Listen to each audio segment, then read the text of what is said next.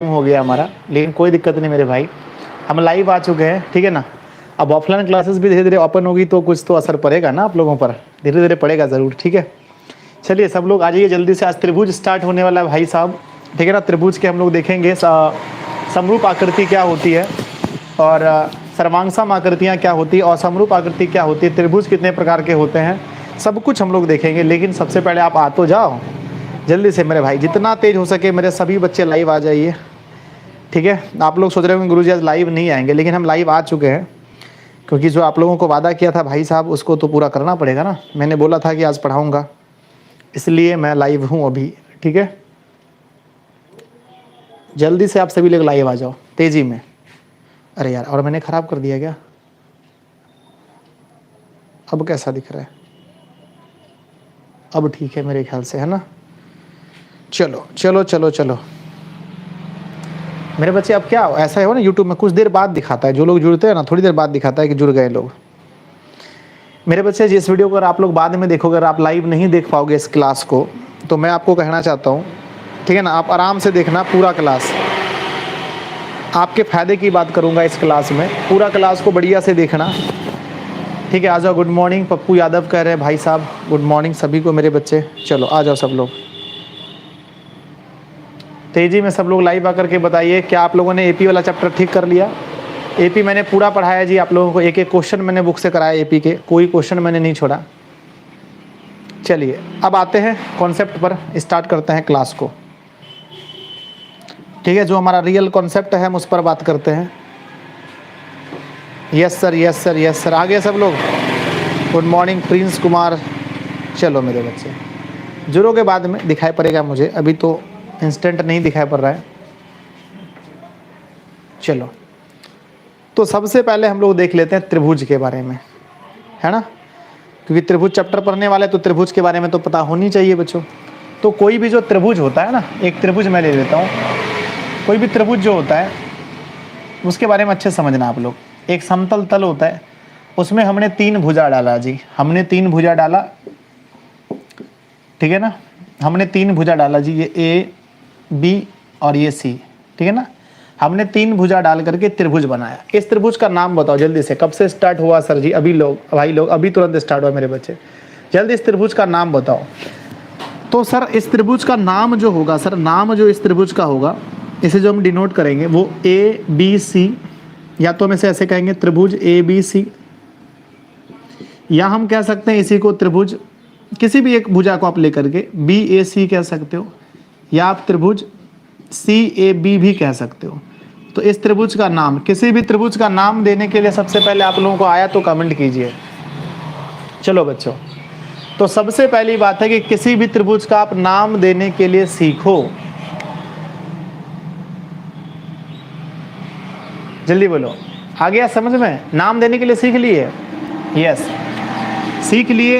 इसका नाम दे करके बताओ। यदि मैं आपको बोलूँ P है, ये Q है, R है, इस त्रिभुज का नाम बताओ।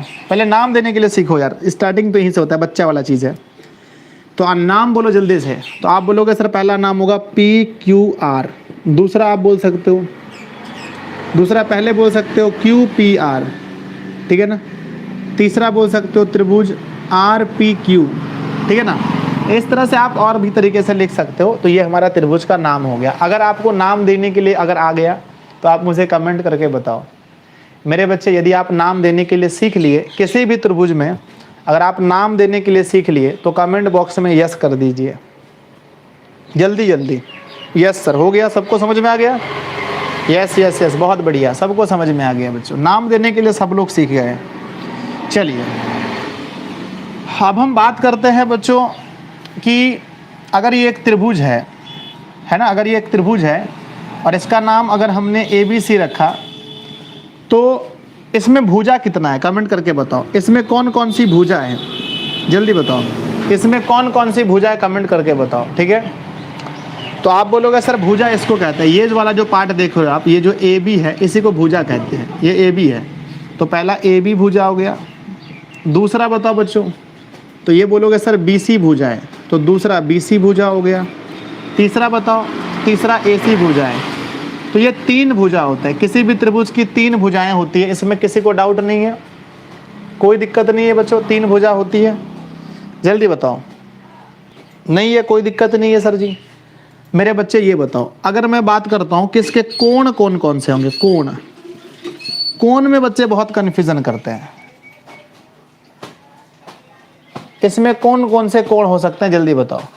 तो या तो हम इस कोण को लेंगे एंगल, या फिर इसको लेंगे, या फिर इसको। इसमें 3 कोण होते हैं। अब इसको लिखने का तरीका क्या है बच्चों? कुछ लोग एंगल को ए लिख देते हैं इस तरह से, बी लिख देते हैं, और कुछ लोग इस तरह से सी लिख देते हैं। ये भी तरीका है बच्चों, लेकिन ये उतना सटीक तरीका नहीं है, ठीक है ना। इसका जो सटीक तरीका है लिखने का, वो जिस एंगल को आप लिखना चाहते हो उस एंगल को बीच में रखना। समझ रहे हो मेरी बात को? जिसको आप लिखना चाहते हो, जैसे आप ए को लिखना चाहते हो तो ए को आप बीच में रखो, ठीक है ना। इसके पहले बी लगा दो, इसके आगे ना, इसके पहले बी लगा दो, इसके बाद सी लगा दो। तो ये एंगल लिखने का सबसे बेहतरीन तरीका है और यही सही तरीका है, ठीक है ना। तो एंगल ए लिखने का तरीका है BAC। समझ गए मेरी बात को? यार ये सब समझो, फिर किताब पढ़ा देंगे, आप टेंशन मत लो। किताब बुक बच्चों, बुक पढ़ना बहुत आसान है, पहले आप इसको समझो, सब बेसिक समझोगे तब तो। चलो ये वाला हो गया। अब इसको अगर हम दर्शाएंगे, अगर B को दर्शाएं बच्चों, तो हमें लिखना पड़ेगा B बीच में लिखना पड़ेगा। इसके पहले या तो आप A दे दो और या इसके बाद C दे दो। एंगल C दर्शाना है तो C को बीच में रखो, इसके पहले A दे दो, इसके बाद B दे दो। इस तरह से आप इसके आगे पीछे भी लिख सकते हो। इसको आप देखो, इसको ऐसे भी लिख सकते हो कि C बीच में, B पहले और A बाद में। इसको भी ऐसे लिख सकते हैं, C पहले, B बीच में, A बाद में। इसको भी ऐसे लिख सकते हो, C पहले, A बीच में, B बाद में। तो हमारे कहने का जो मतलब है सर, हमारे कहने का जो मेरे बच्चे मतलब है, वो सबसे पहला जो मतलब है सर, डेली टाइम में लाइव आते हैं। चलो डेली इसी टाइम में, हाँ मेरे बच्चे इसी टाइम में आता हूँ। तो हमारा जो कहने का मतलब ये है कि हमारा जो जिस एंगल को लिखना है, जिस एंगल को दर्शाना है, उस एंगल को बीच में रखना है। बाकी आप इधर उधर कर सकते हैं। अगर यहाँ तक समझ में आया तो एक बार कमेंट बॉक्स में आप लोग यस कर दीजिए। सभी लोग एक बार कमेंट बॉक्स में यस कर दीजिए अगर इतना समझ में आया तो। यस सर जी, समझ में आ गया। किसी भी एंगल, किसी भी त्रिभुज में प्यारे बच्चों, अगर आपको भुजा लिखने के लिए आ गया, अगर आपको कोण लिखने के लिए आ गया, तो आप लोग कमेंट कीजिए यस सर आ गया। चलिए बच्चों, अब कोण हमने देखा, भुजा हमने देखा, कोण देखा। बच्चों शीर्ष बताओ, इस त्रिभुज में कौन कौन से शीर्ष हैं, कमेंट करके बताओ तेजी में। ये जो आप त्रिभुज देख रहे हो तो आप बोलोगे सर शीर्ष का मतलब होता है जहां बंधन पड़ा हो, जहां 2 मिला हो, उसी को शीर्ष कहते हैं। तो हमारा जो शीर्ष है सर ABC, तो इसका शीर्ष होगा ABC और इसको ऐसे ही लिखा जाता है ABC। ये ABC हमारा शीर्ष होगा। स्वीटी मेरी बच्ची पबजी, चलो SK साइंस, ठीक है ना। लेट हो गया सर जी, सॉरी, कोई दिक्कत नहीं बच्चों, ठीक है ना। तो ये हमारा शीर्ष होगा। तो आप लोगों ने देखा किसी भी त्रिभुज में 3 भुजाएं, 3 कोण और 3 शीर्ष होते हैं। अब समझते हैं बच्चों कौन कौन सा त्रिभुज संभव है, कौन कौन सा नहीं है। मैं आपसे पूछना चाहता हूं तो जल्दी जल्दी बताना भाई साहब। 3 2 4, चलो क्या यह त्रिभुज संभव है? क्या यह त्रिभुज संभव है? यस या नो कमेंट कीजिए। मेरे भाई आप सोच रहे होंगे मैं दूसरे को पढ़ा रहा हूं, मैं आपको ही पढ़ा रहा हूं। आप जो बैठ के देख रहे हो मैं आपको पढ़ा रहा हूं। आप मुझे बताओ क्या यह त्रिभुज संभव है? नो सर जी। मतलब सर जी, अरे यार, मतलब का मतलब है क्या ऐसा त्रिभुज बन सकता है? जी सर जी, नहीं सर जी, अरे पग लगेगा, क्यों नहीं बनेगा? देखो मेरे बच्चे, अगर 2 का योग, अगर ये इन दोनों का योग, किसी भी 2 भुजा का योग बच्चों, 2 भुजा का योग है ना, योग अगर तीसरी भुजा से बड़ा है, तीसरी भुजा से बड़ा है तो यह संभव है, यह संभव है। ये ऐसा त्रिभुज बन सकता है, ऐसा त्रिभुज बन सकता है। अब आप पूछोगे कैसा नहीं बन सकता है सर? तो आओ मैं बताता हूँ कैसा नहीं बन सकता है। अगर कोई आपको ऐसे बोले, अगर कोई ऐसे बोले आपको जी, अगर कोई बोले आपको कि ऐसा, क्या यह त्रिभुज ऐसा बनना संभव है? अब बताओ यस या नो करो। हमको ब्लॉक कर दिए क्या सर? आशीर्वाद दीजिए। नहीं यार, ब्लॉक मतलब ब्लॉक कर दिए। ब्लॉक काहे करेंगे जी? हाँ, ब्लॉक तुम्हारा की कर लिया है, ब्लॉक करेंगे? तरह बताओ जल्दी से। तो भाई साहब ये त्रिभुज बताओ क्या संभव है? तो बोलोगे सर बड़ी भुजा को छोड़कर, देखो हमेशा रखना बच्चों कि दोनों छोटी, छोटी और प्लस छोटी, दोनों छोटी भुजा जो है वो हमेशा इसका योग बड़ी भुजा से बड़ा होना चाहिए। यही त्रिभुज का नियम होता है कि दोनों छोटी भुजा का योग जो है अगर कर दे हम तो वो बड़ी भुजा से बड़ा होना चाहिए। ठीक है, तो अगर आप जोड़ते हो 4 और प्लस 5 और ये 11 से बड़ा नहीं है, 4 5 9 होता है बच्चों, और ये चिन्ह गलत है, इसीलिए हम कहेंगे कि ये संभव नहीं है। ऐसा त्रिभुज नहीं बन सकता बच्चों, जीवन में कभी ऐसा त्रिभुज बन नहीं सकता है। समझ गए आप लोग? हमेशा वो बड़ा होना चाहिए, समझे कि नहीं? हमेशा वो बड़ा या इक्वल होना चाहिए। ठीक है ना, बराबर भी चलेगा लेकिन बड़ा नहीं चलेगा। अरे बच्चों तो समझ में आ गया? आप लोगों को समझ में आ गया तो कमेंट करके बोलो सर जी यस समझ में आ गया। सर कैसा त्रिभुज? भाई मेरे बताओ, क्या यह त्रिभुज बनना संभव है? क्या यह त्रिभुज बनाना संभव है? बताओ कमेंट करके, क्या यह त्रिभुज बनना संभव है? Yes sir ji, yes sir, no sir, yes sir. बहुत बढ़िया, शानदार, जबरदस्त मेरे बच्चे, समझ में आया सर जी। यस सर समझ में आ गया, बहुत बढ़िया मेरे बच्चे, बहुत बढ़िया। त्रिभुज की परिभाषा सर जी, अरे यार चलो मेरे बच्चे, तो यहाँ पर देखोगे 4 और प्लस 5 9 होता है, ये 8, ये 9 और ये छोटा 8 है। सही है बच्चों, ये बनना संभव है। त्रिभुज की परिभाषा लिखो मेरे बच्चे। परिभाषा कहते हो क्या होता है? परिभाषा है ना, तीन भुजाओं से घिरे, तीन भुजाओं से घिरे किसी समतल आकृति को, किसी समतल आकृति को त्रिभुज कहते हैं। आकृति को मेरे बच्चे क्या बोलते हैं हम लोग? त्रिभुज कहते हैं। लेकिन त्रिभुज की मैंने जो प्रॉपर्टी बताई बच्चों वो भी याद रखना कि दो भुजाओं का योग कभी भी तीसरी भुजा से बड़ा होना चाहिए, उससे छोटा नहीं होना चाहिए, है ना। तो क्या लिखा है मैंने कि तीन भुजाओं से घिरे किसी समतल आकृति को हम लोग त्रिभुज कहते हैं।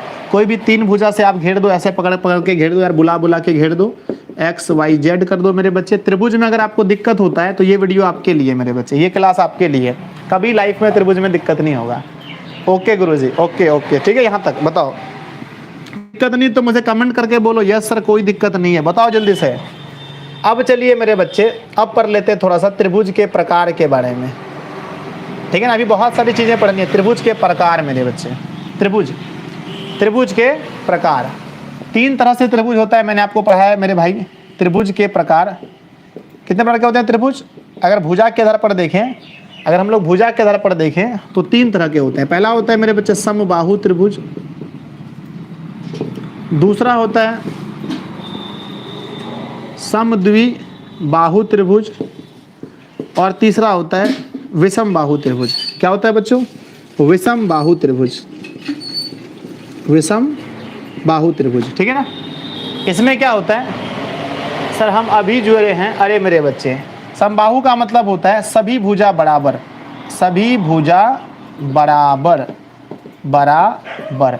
सम मतलब होता है बराबर, बाहु मतलब भुजा, सभी भुजा बराबर बच्चों। यहाँ पर सम मतलब बराबर, द्वि मतलब दो, इसमें दो भुजा बराबर, दो भुजा बराबर। यहाँ देखो विषम बाहु, कोई भुजा बराबर नहीं, कोई भुजा बराबर नहीं, बराबर नहीं बच्चों, ठीक है ना। तो आपने देख लिया कि जिसमें सब भुजा बराबर हो हम उसे कहेंगे समबाहु, जिसमें दो भुजा बराबर हो हम उसे कहेंगे समद्विबाहु, जिसमें कोई भी भुजा बराबर नहीं हो बच्चों हम उसे कहेंगे विषम बाहु। चलो चलो चलो, कौन कितना होगा सर जी बताइए त्रिभुज में? अरे मेरे बच्चे, त्रिभुज जो होता है, अभी रुको तो तुरंत तुम लोग हड़बड़ करने लगते हो। त्रिभुज जो होता है बच्चों, त्रिभुज के तीनों कोणों का योग 180 डिग्री होता है। ये मैं केवल बोलूंगा नहीं, मैं साबित करके दिखाऊंगा। त्रिभुज के तीनों कोणों का योग 180 डिग्री होता है, ये मैं साबित करके आपको दिखाऊंगा बच्चों, केवल बताऊंगा नहीं। यहाँ तक कोई दिक्कत नहीं है तो कमेंट करके बताइए, ठीक है बच्चों। चलो हो गया, आगे बढ़ते हैं। तो अब मैं कुछ फिगर आपको दे रहा हूँ बच्चों, उसमें आपको बताना है कौन सा समबाहु है, कौन सा समद्विबाहु है। तो बच्चा वाला काम है, फिर भी हम दे देते हैं, कोई दिक्कत नहीं है। चलो बताइए, ये सब चीज़ तो आप लोग के लिए है ही नहीं, फिर भी हम पढ़ा देते हैं, बेसिक चीज़ पढ़ा देते हैं, पढ़ा देंगे तो अच्छा रहेगा। 3 4 3 का नाम भरिए। ए नंबर क्वेश्चन, अरे 4 4 4, इसका नाम भरिए। बी नंबर क्वेश्चन जल्दी से। ठीक है भाई साहब, 6 5 4। सी नंबर क्वेश्चन में नाम भरिए, है ना। 9 3 4। चलिए मान भरिए फटाफट, है ना बच्चों। 1 नंबर समबाहु त्रिभुज सर जी। अरे यार क्या है, आप लोग देख देख के बताओ मुझे, कमेंट करो। सुपर सर जी, कोई दिक्कत नहीं मेरे बच्चे। तो पहला वाला आप देखिएगा कि 2 भुजा बराबर है, तो हम पहले इसको बोलेंगे सम मतलब बराबर। क्या बोलेंगे बच्चों? सम मतलब बराबर। 2 बराबर है तो द्वि बोलेंगे, और भुजा को बोलते हैं बाहु। इसका नाम हो गया समद्विबाहु। ठीक है। इसमें देखिए सब भुजा बराबर है बच्चों, तो हम इसे क्या कहेंगे? हम इसे कहेंगे सम मतलब बराबर, बाहु मतलब भुजा। सब भुजा बराबर है, समबाहु कहेंगे। इसमें देखेंगे बच्चों एक भी भुजा बराबर नहीं है, तो हम इसे कहेंगे विषम बाहु।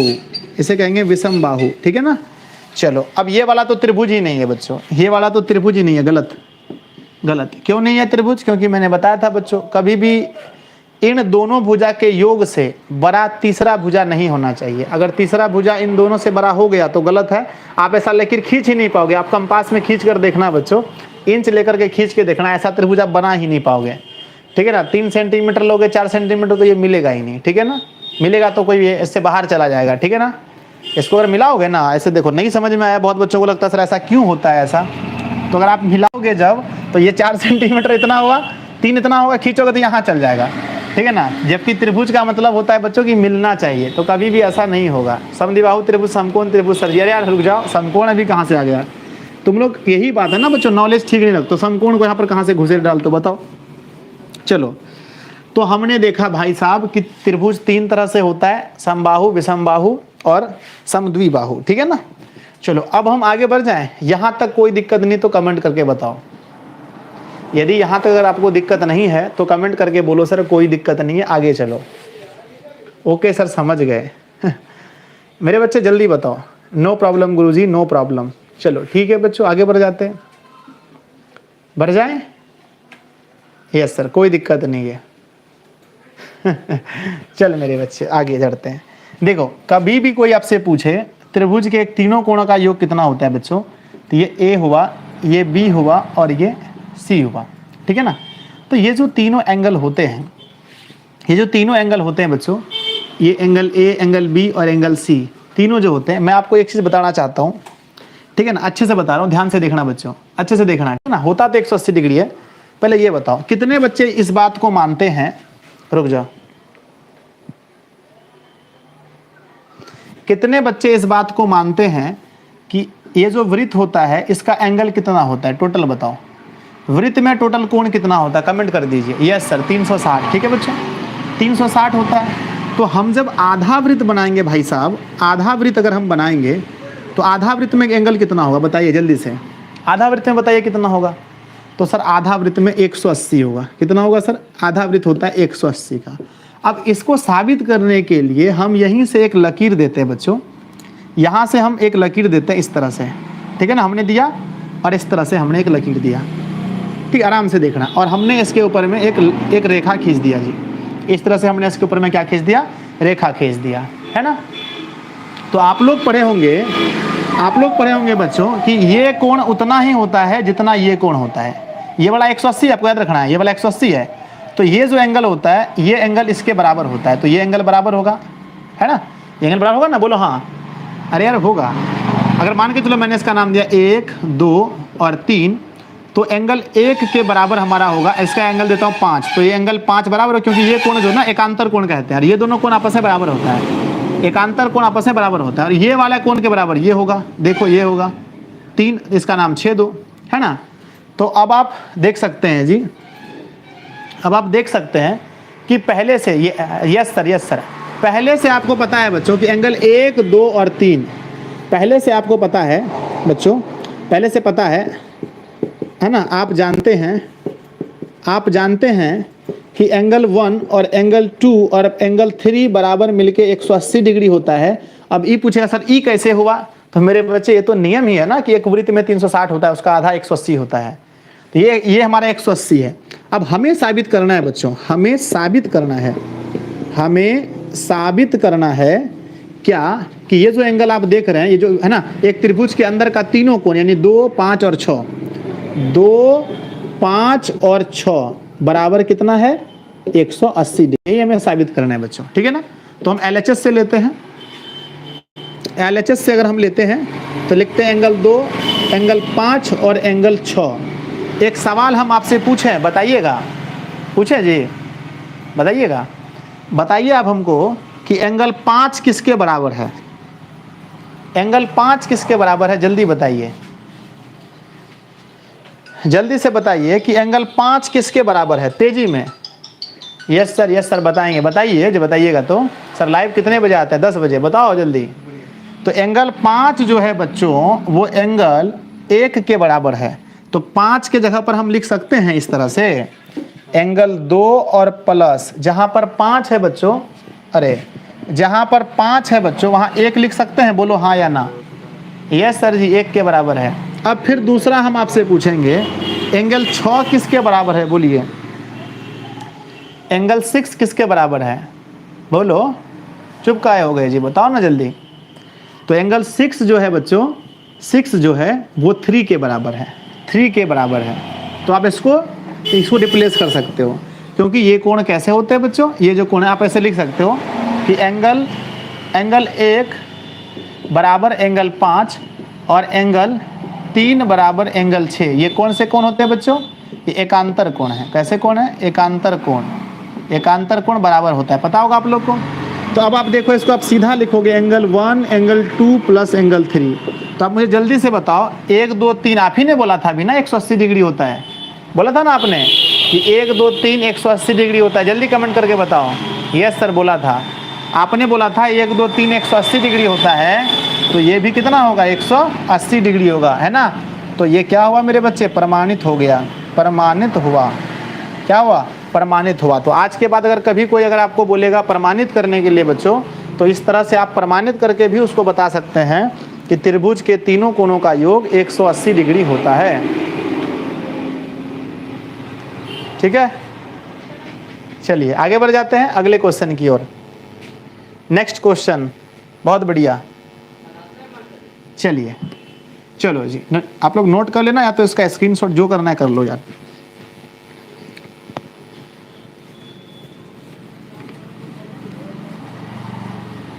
चलिए अब प्यारे बच्चों, जब आपको मालूम चल गया बच्चों कि त्रिभुज के तीनों कोणों का योग 180 डिग्री है, तब आपकी छटपटाहट और बढ़ गई।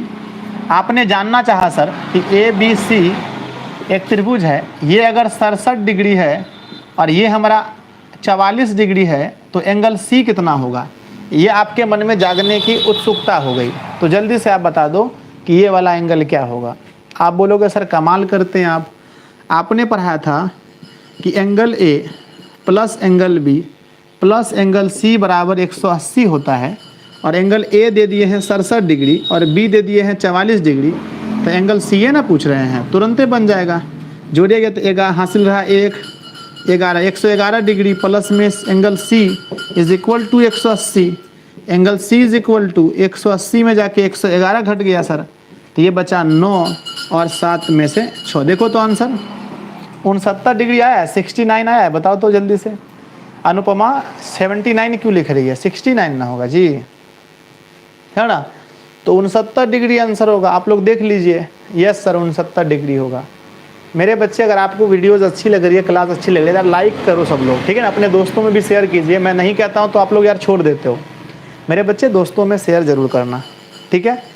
चलो आगे बढ़ जाता हूँ यार, ठीक है।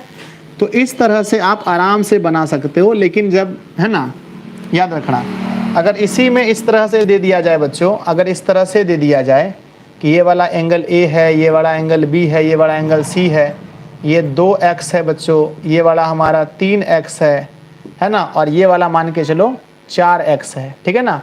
तो आपको बताना है कि एंगल A, एंगल B और एंगल C का मान क्या होगा। कई बार ऐसे भी क्वेश्चन आ जाते हैं पेपर में, है ना, ऐसे भी क्वेश्चन तो कई बार आ जाते हैं ना। तो आप बोलोगे सर देखो सबसे पहली बात यह है कि आपने सिखाया था angle A plus angle B plus angle C is equal to 180 होता है। और अगर ए का मान 2x है सर, तो मैं तो 2x लिखूंगा ही लिखूंगा, इसको 3x लिखूंगा, इसको 5x लिखूंगा, बराबर 180। सबको जोड़ने पर सर हमारा आ जाएगा 10x, सॉरी 4 है, सॉरी 9x आ जाएगा सर। 9x बराबर 180। x की वैल्यू से काटूंगा मैं ऐसे, x का मान 20 डिग्री सर आया ना, बोलो x का मान कितना आया 20 डिग्री। अब a हमारा 2x है बच्चों, तो 2 गुना 20 कर दीजिए, तो आंसर आपका आ गया 40 डिग्री। a का मान 40 डिग्री है ना, x का मान 20 यहाँ बैठा दीजिए, तो 3 गुना 20 बराबर ये हो गया 60 डिग्री, और यहाँ 4 गुना 20 बैठा दीजिए तो ये हो गया 80 डिग्री। बिल्कुल आसान है, बच्चों वाली चीज़ है मेरे भाई, बहुत आसान चीज़ है। ठीक है, जल्दी बोलो, कोई परेशानी नहीं है तो कमेंट बॉक्स में बोलो मेरे सर जी फटाफट तेज़ी में, yes sir ji yes sir, बताओ कोई दिक्कत नहीं है, बताओ जल्दी से भाई साहब, कोई दिक्कत नहीं है तो बोलो नो सर जी। चलो चलो चलो आगे बढ़ जाता हूँ बच्चों। देखो पूरा त्रिभुज समझाऊंगा, धीरे धीरे पढ़ना यार, त्रिभुज यार ऑफलाइन में नहीं पढ़ पाओगे तो मैं क्या बताऊँ, तो आप ऑफलाइन में भी नहीं पढ़ पाओगे। चलो अब फिर एक क्वेश्चन और ऐसा बनता है बच्चों, एक क्वेश्चन और बनता है, यहाँ मैंने P दे दिया, यहाँ Q दे दिया, यहाँ R दे दिया, इस वाले को मैंने 60 डिग्री बोल दिया, इसको मैंने 2x बोला, इसको मैंने 3x बोला। ठीक है बच्चों, और मैंने पूछा बताओ एंगल P का मान क्या होगा और एंगल R का मान क्या होगा। तो इतना कहते कहते बच्चों आपका आंसर निकल जाना चाहिए। आप प्रयास में लग जाओ, आप प्रयास में लग जाओ कि आंसर बन जाए। आप बोलोगे सर आप ही ने पढ़ाया था कि त्रिभुज के तीनों कोणों का योग, त्रिभुज के तीनों कोणों का योग 180 होता है, आप ही ने सिखाया था। एंगल P में देखोगे तो 2x है बच्चों, Q में देखोगे तो 60 डिग्री है, प्लस ये 3x है, डिग्री यहाँ देना मैं भूल गया था शायद। अब आप बोलोगे सर ये हो गया 5x बराबर 180 में से माइनस हो जाएगा 60 बराबर 120, 5x की वैल्यू है, x से काटोगे 24 डिग्री x का मान आएगा। देखो x का मान कितना आएगा बोलो 24 डिग्री, यस सर 24 डिग्री। अब एंगल P 2x है बच्चों, तो 2 गुना 24 बराबर ये 48 डिग्री, 3x है तो 3 गुना 24 बराबर में 72 डिग्री आंसर है। देखो 48 और 72 डिग्री आपका आंसर होगा। यस सर जी बहुत बढ़िया, यस यस यस बहुत अच्छा बहुत बढ़िया। 48 और 72 बहुत बच्चों का आंसर आया है। 48 डिग्री और 72 डिग्री देखो कितने बच्चों का आंसर आया है, बहुत बढ़िया। एक बार सभी लोग अपने दोस्तों में शेयर कर देना वीडियो को मेरे बच्चे, ताकि वो सभी लोग भी पढ़ सके, उनका भी भला हो। यस सर यस यस ठीक है, चलो आगे बढ़ जाते हैं। यहाँ तक अगर टॉपिक में आपको कोई दिक्कत नहीं है मेरे ख्याल से, तो आगे बढ़ने में ही फायदा है बच्चों। चलो बढ़ जाएं आगे। यस सर समझ गए, सर समझ गए, कोई दिक्कत नहीं है। चलो समझना ही चाहिए, किसी भी हाल में आपको समझना ही चाहिए, दूसरा कोई उपाय नहीं है बच्चों। देखो अब एक त्रिभुज लेते हैं, उसमें हम बाह्य कोण बनाते हैं बच्चों, इसको बाह्य कोण बोलते हैं। इसमें कितने कोण बनेंगे, यहाँ पर बना A, यहाँ पर B, यहाँ C और यहाँ एंगल D, तो A B C यहाँ बना बच्चों एक कोण, यहाँ पर भी बना, ध्यान से देखना यहाँ पर भी कोण बना है। जल्दी बताओ, अगर मैं कहता हूँ ये 70 डिग्री है, ये वाला अगर 50 डिग्री है, तो एंगल बताओ ACD का मान क्या होगा, एंगल ACD का मान बताओ जल्दी से क्या होगा, तेजी में फटाफट, एंगल ACD का मान बताओ। आप बोलोगे सर एक तो ये वाला नियम है कि ये तीनों को जोड़ने पर 180 होना चाहिए, angle A plus angle B plus angle C बराबर 180 होना चाहिए। A का मान देखो बच्चों 70 डिग्री प्लस B का मान 50 डिग्री प्लस C का मान मालूम नहीं 180, इसको जोड़ने से 120 होता है।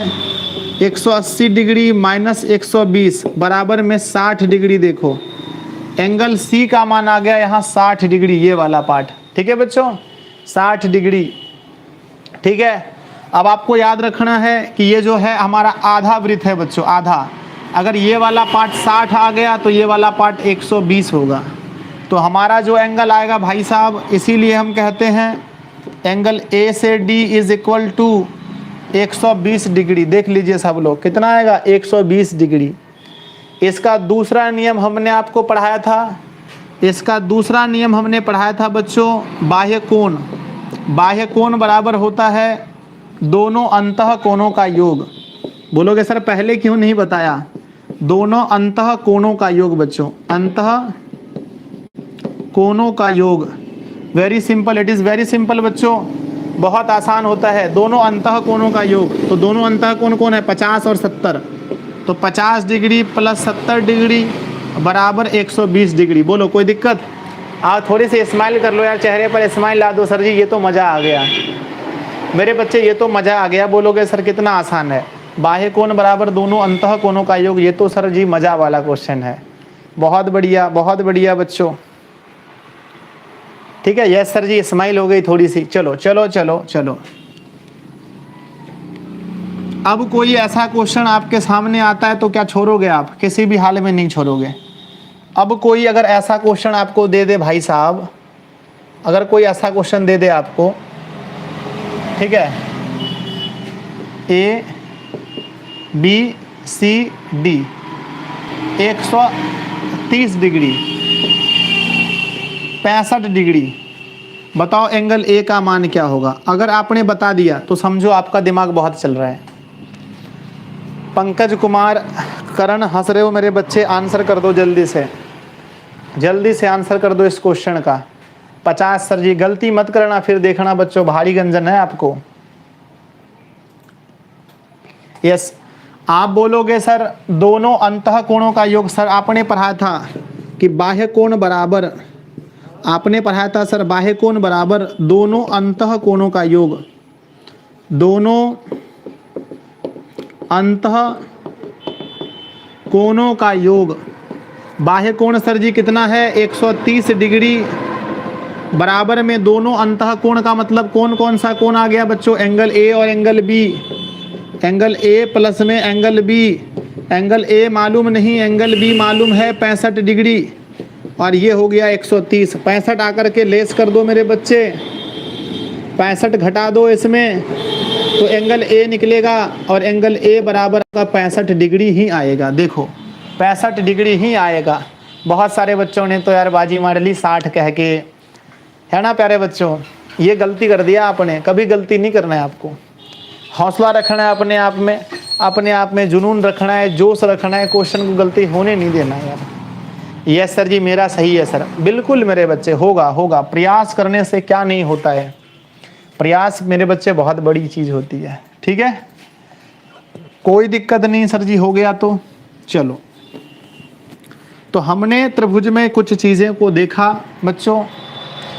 अब चलते हैं कोण के आधार पर, कोण के आधार पर पढ़ते हैं त्रिभुज को। कोण के आधार पर त्रिभुज कौन कौन से होते हैं, कमेंट कर दीजिए आप लोग। कोण के आधार पर त्रिभुज होते हैं, सबसे पहला न्यून कोण त्रिभुज, दूसरा होता है बच्चों समकोण त्रिभुज, और तीसरा होता है अधिकोण त्रिभुज। अधिकोण त्रिभुज, तो ये 3 तरह के त्रिभुज होते हैं बच्चों। बोलो यस या नो, जल्दी। 3 होता है सर, जल्दी बोलो। 3 त्रिभुज कौन कौन से होते हैं? न्यून कोण, समकोण, अधिकोण। न्यून कोण, समकोण, अधिकोण। चलो चलो चलो। न्यून कोण का मतलब जिसका सब कोण 90 से कम हो, जिसका सब कोण यानी सभी कोण 90 से कम हो मेरे बच्चे, जिसका सभी कोण 90 से कम हो उसे कहते हैं न्यून कोण। 90 से क्या हो बच्चों? कम हो। समकोण, जिसका कोई एक कोण 90 हो, जिसका कोई एक कोण कितना हो बच्चों? 90 हो। अधिकोण, जिसका कोई एक कोण सबसे हल्का चीज जिसका कोई एक कोण 90 से अधिक हो, 90 से मेरे बच्चे क्या हो, जल्दी बोलो, अधिक हो। तो यही हमारा नियम है, यही बहुत ही सिंपल नियम है। देखो चलो, जिसका सब कोण 90 से कम हो हम उसे कहते हैं न्यून कोण, जिसका कोई एक कोण 90 के बराबर हो हम उसे कहते हैं समकोण, और जिसका कोई एक कोण 90 से अधिक हो हम उसे कहते हैं अधिकोण। अगर समझ में आया तो कमेंट बॉक्स में बताओ जल्दी मेरे बच्चे, कमेंट बॉक्स में बताओ सर जी आपने जो समझाया हमें समझ में आ गया, या मैं पहले से जानता था या पहले से जानती थी सर जी। यस सर जी समझ में आ गया, बहुत बढ़िया। एक बच्चा नो कह रहा है, आशुतोष राज, तुम पढ़ते नहीं हो यार। ठीक है, चलो चलो चलो चलो, ठीक है। अब कुछ त्रिभुज आपके सामने पेश होगा बच्चों, आपको देख करके बताना है कि कौन सा कोण है। ठीक है, एक लाइन में खत्म कर दिया मैंने उसको। चलो चलो, स्टार्टिंग में ही मैं बता रहा हूँ आपको, पहला वाला जो मैंने दिया बच्चों, पहला वाला 70, ये वाला 50 और ये वाला 60। देख करके इसका नाम बताओ, जल्दी से इसका नाम बताओ। अगर गलती हो गई साहब तो देखो भाई साहब, पढ़ाया हुआ मेरा बेकार हो जाएगा, तो पढ़ाया हुआ मेरा बेकार हो जाएगा बच्चों। इसीलिए गलती मत करना, किसी भी हाल में गलती मत करना। ठीक है, चलो, बी नाम इसका लिखो क्या होगा, सी नाम मेरे बच्चे, सी नाम में लिखो क्या होगा,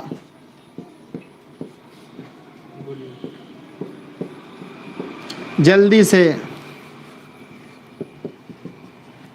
सबका नाम बताओ तेजी में, कौन कौन सा नाम होगा, जल्दी से। नहीं वो वही है, 150 करते हैं, 150 ही है, बोल देते हैं। हाँ ठीक है बच्चों, तो पहला कोण देखोगे आप तो सब, जिसका सब कोण 90 से कम हो तो हम उसे कहते हैं मेरे भाई साहब न्यून कोण। तो ये वाला न्यून कोण हो गया, क्या हो गया जल्दी बोलो, न्यून कोण हो गया। दूसरा वाला मेरे बच्चे, दूसरा वाला देखो, एक कोण 90 से बड़ा है ये वाला कोण, इसीलिए इसका नाम हो गया अधिकोण त्रिभुज, अधिकोण त्रिभुज। इसमें आओगे बच्चों तो एक कोण 90 के बराबर है, हम इसे कहेंगे समकोण त्रिभुज। क्या कहेंगे जल्दी बोलो, समकोण त्रिभुज कहेंगे। तो इस तरह से आप लोग किसी भी त्रिभुज को पहचान सकते हो, किसी भी त्रिभुज को पहचान सकते हो मेरे लाडलो। जल्दी से बता दो, अगर समझ में आ गया तो एक बार प्यारे बच्चों वीडियो को लाइक करके नीचे कमेंट कर दो, यस सर जी समझ में आ गया, जल्दी बताओ।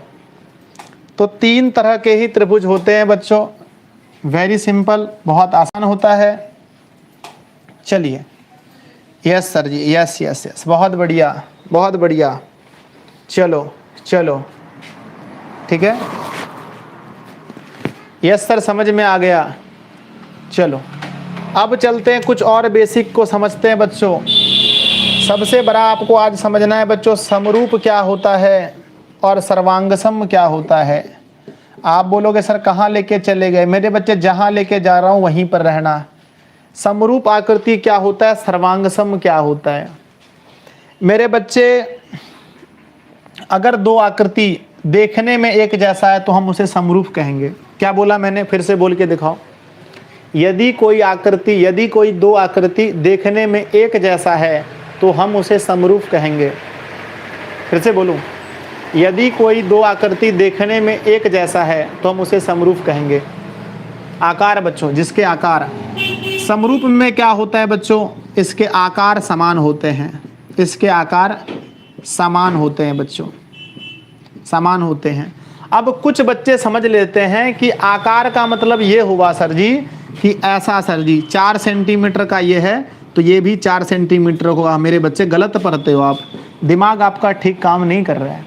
ये आकार नहीं हुआ बच्चों, आकार का मतलब ये हुआ कि एक जैसा। देखो ये बड़ा हमारा वर्ग है, इसको हम लोग आकार कहते हैं, देखने में एक जैसा। यार देखो बस, ये हुआ आकार, ठीक है।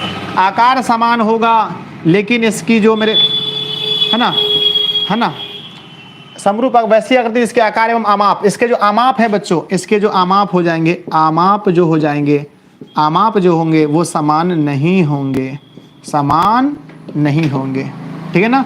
चलो, आकृति समान होगी लेकिन आमाप इसकी समान नहीं होगी, आकार मेरे बच्चे, ठीक है ना। चलो सर एक से क्यों बोल रहे हो, एक ऐसे क्यों बोल रहे हो, नहीं मेरे बच्चे बोल सकते, कोई दिक्कत नहीं है। देखो ध्यान से फिर से देखिए आराम से, जिसका आकार प्यारे बच्चों, जिसका शेप देखने में जो उसका शेप जो होता है, आकार प्यारे बच्चों एक समान होगा, और लेकिन उसका आमाप, उसका जो नाप होगा बच्चों वो एक समान नहीं होगा, नाप एक समान नहीं होगा, ठीक है। अब देख के बताना, देख के बताना बच्चों, ये एक आयत है बच्चों, ध्यान से देख के बताना, ये एक आयत है, ये क्या है, ये भी तो आयत है, ये प्यारे बच्चों एक आयत है और ये भी एक आयत है। मैं जब दूर से ऐसे देखता हूं तो देखने में दोनों सेम है, देखो ये भी ऐसे लंबा इसका ज़्यादा है चौड़ा कम है, इसका भी लंबा ज़्यादा है चौड़ा कम है, इसका मतलब ये देखने में एक जैसा है, यानी कि इसका जो समान है, जो आकार जो है इसका समान है, आकार समान है, लेकिन इसका जो आमाप नापेंगे बच्चों तो ये मान के चलो ये बड़ा है और ये हमारा छोटा है, तो इसे हम कहेंगे समरूप आकृति। क्या बोलेंगे, समरूप आकृति, ठीक है, हम इसे कहेंगे समरूप आकृति। क्या बोलेंगे, समरूप आकृति। और दुनिया की जितनी भी वर्ग है ना, जितने भी आयत होते हैं, जितने भी आयत होते हैं, कोई भी आयत बना लो भाई साहब, आप कोई भी आयत बना लो, ठीक है ना, मन करता है तो आप कोई भी आयत बना लो, कैसा भी आयत बना लो, सभी आयत क्या होते हैं बोलो, सभी आयत क्या होते हैं बोलो, कोई भी आयत बना लो आप, सभी आयत एक ही जैसे बनते हैं, लंबाई ज़्यादा चौड़ाई कम। तो दुनिया की जितने भी आयत हैं बच्चों वो सभी के सभी समरूप होते हैं। क्यों क्यों क्यों क्यों क्यों सर जी, क्योंकि वो बनते, उनके आकार एक जैसे होते हैं, ठीक है ना। चलो आकार एक जैसे होते हैं, चलो चलो चलो मेरे बच्चे, एक हमने बनाया एक बड़ा सा वृत्त, एक बनाया छोटा सा वृत्त, ठीक है, वृत्त, फिर मैंने एक वृत्त बनाया, उसके अंदर में वृत्त बनाया, फिर मैंने वृत्त बनाया, फिर मैंने वृत्त बनाया, फिर मैंने वृत्त बनाया, फिर मैंने वृत्त बनाया। तो ये सारे के सारे सर्कल हैं, ये सभी वृत्त हैं, और सभी प्यारे बच्चों जल्दी बताओ ये सारे के सारे क्या कहलाएंगे, जल्दी बोलो कमेंट करके। ये सारे प्यारे बच्चों देखने में एक जैसे हैं, कैसे एक जैसे, गोल गोल है बच्चों, कैसे गोल गोल है, कैसे हैं, गोल गोल हैं, ठीक है, लेकिन गोल गोल हैं, गोल गोल हैं, इसके आकार प्यारे बच्चों समान है देखने में, है ना, आकार समान, लेकिन आमाप इसका जो है, आमाप इसके जो माप है बच्चों, ये बड़ा है, ये छोटा है, ये छोटा है, ये बड़ा है, ये बड़ा है, ये बड़ा है, ये बड़ा है, ये बहुत बड़ा, ये सारे के सारे क्या होंगे, जल्दी बोलो, समरूप होंगे। क्या होंगे, समरूप होंगे, ठीक है ना। आप लाइव कब आते हैं सर, 10 बजे आता हूँ बच्चों।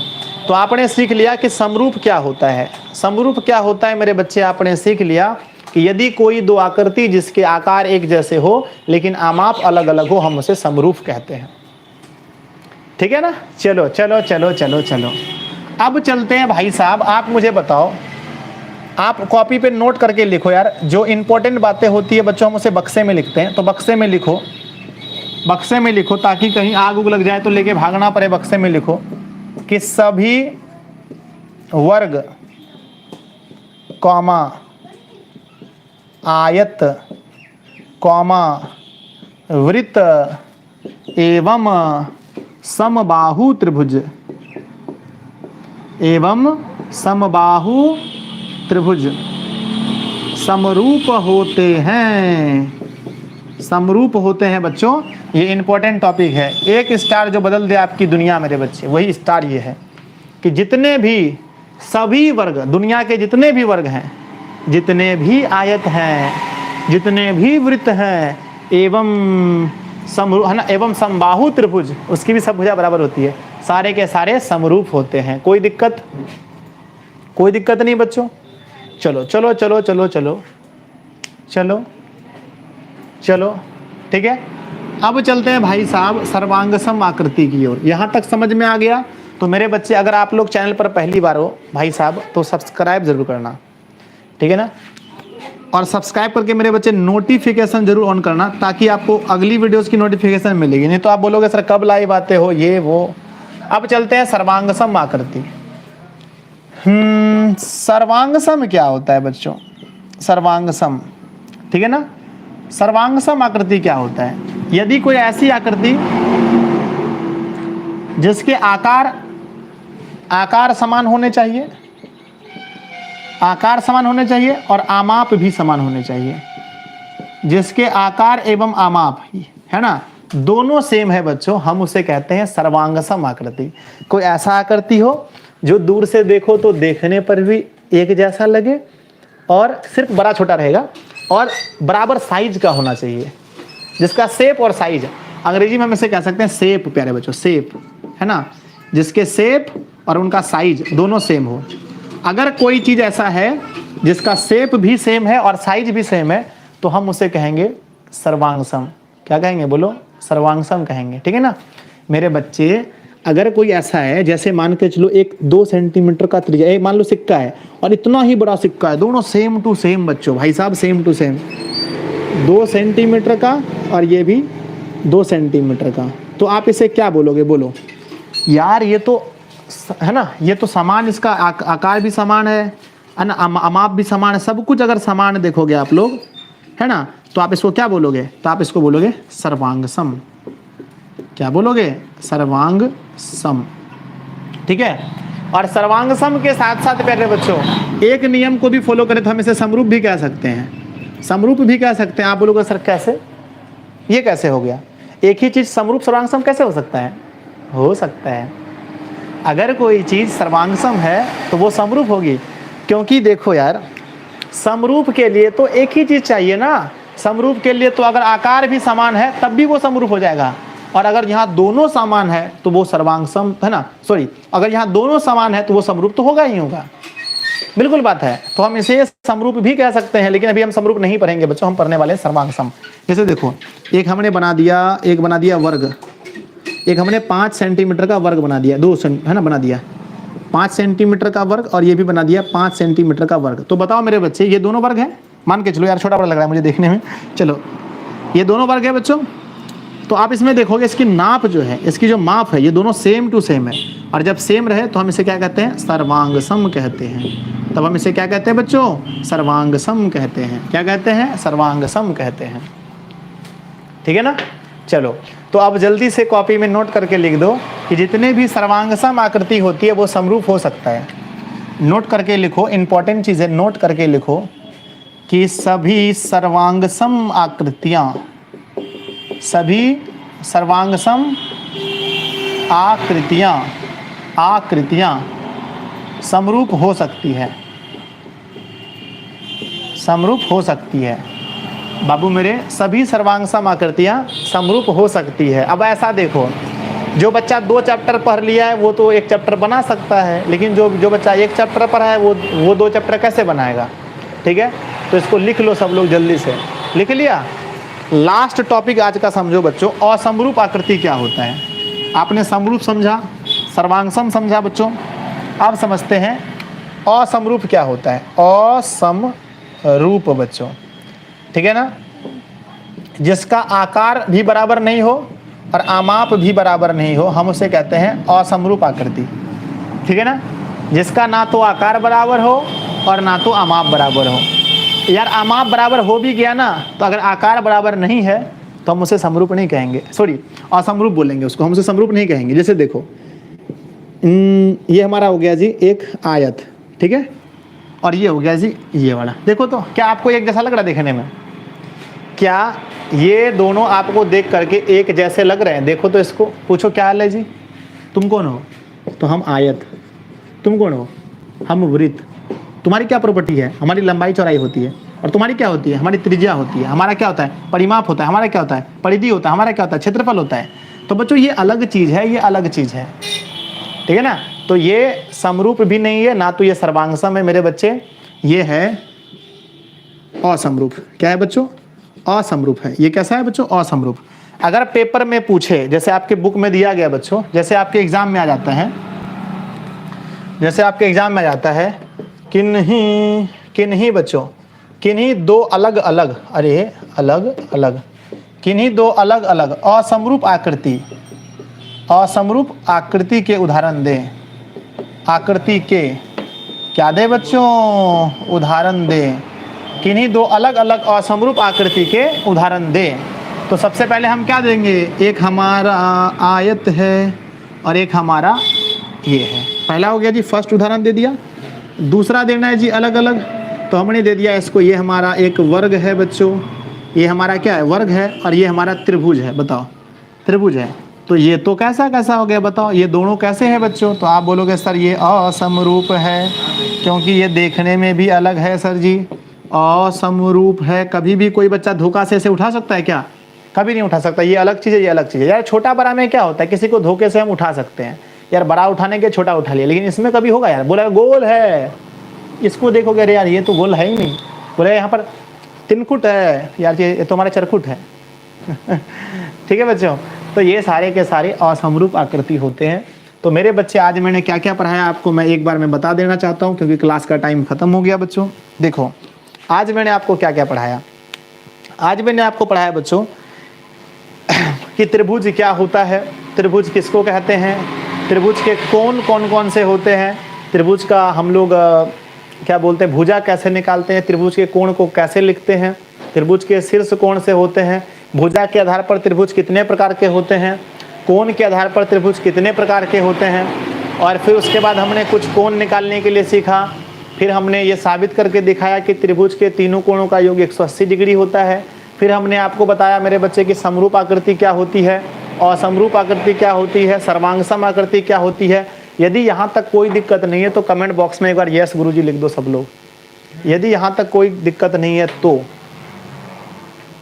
जल्दी। अब कल इसके आगे पढ़ेंगे मेरे बच्चे। मेरा ऑफलाइन क्लास स्टार्ट होने वाला है, हो सकता है आप लोग का क्लास बंद हो जाए बच्चों, ठीक है ना? यस गुरुजी, yes yes yes yes. No sir ji, मेरे बच्चे हमारा ऑफलाइन क्लास शुरू हो रहा है अब कुछ दिन में, तो हो सकता है आप लोगों का क्लास बंद हो जाए, ठीक है ना?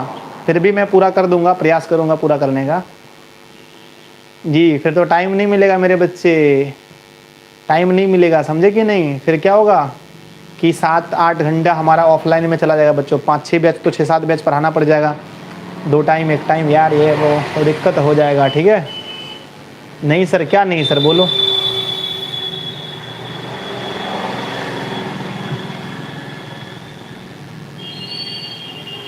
है ना? हो सकता है ऐसा हो जाए बच्चों, ऐसा होगा तो हम आपको टाइम देंगे निकाल करके, बीच बीच में कम से कम हफ्ते में 2 दिन तो देंगे ना। ऑनलाइन होना चाहिए सर, मत बंद करिए सर। मेरी बच्ची हो जाएगा, हो सकता है सर। शाम वाला क्लास होगा ना सब दिन? हाँ शाम वाला सब दिन होगा, हमें छोड़ के मत जाइए सर जी। ना मेरे बच्चे छोड़ेंगे नहीं। ठीक है, चलो छोड़ेंगे नहीं, फिर भी हम आपको वीडियोस देते रहेंगे, आप टेंशन मत लीजिए, ठीक है? इतनी आसानी से छोड़ दे यार, ऐसा हो ही नहीं सकता। क्या आपको ऐसा लगता है कभी मैं इतनी आसानी से छोड़ दूंगा बच्चों? नहीं छोड़ सकता ना। धन्यवाद, मिलते हैं हम लोग अगली क्लास में मेरे बच्चों, कल मिलेंगे। टाइम अगर कुछ चेंज होगा तो हम आपको टेलीग्राम पर बता देंगे। दिशा ऑनलाइन क्लासेस हमारा टेलीग्राम है, आप लोग जुड़ के रहिए, वहीं आपको मैं टाइम बता दूंगा कि किस टाइम में मैं लाइव आऊँगा। अगर इस टाइम में नहीं आया तो उम्मीद है कि मैं इसी टाइम में आऊँगा, नहीं आऊँगा तो मैं टाइम बता दूंगा, ठीक है ना? यार एप्लीकेशन पर बहुत दिन से क्लासेस नहीं हुए, वहाँ पर भी मैं क्लास कराना चाहता हूँ बच्चों। आज मैं क्लास करूँगा शायद, ठीक है ना? थैंक्स करे बच्चों सबको जुड़ने के लिए। सब लोग मेरे बच्चे, सब लोग लाइक कर देना, चैनल पर पहली बार तो सब्सक्राइब कर लेना। शाम की क्लास में सारे 6 भी जरूर मिलना है मेरे बच्चे, ठीक है ना? धन्यवाद मेरे बच्चों। आज 62K होने वाला है, तो उसके लिए भी आप सभी को मैं बहुत बहुत बधाई दूंगा मेरे बच्चे, ठीक है ना? चलो धन्यवाद।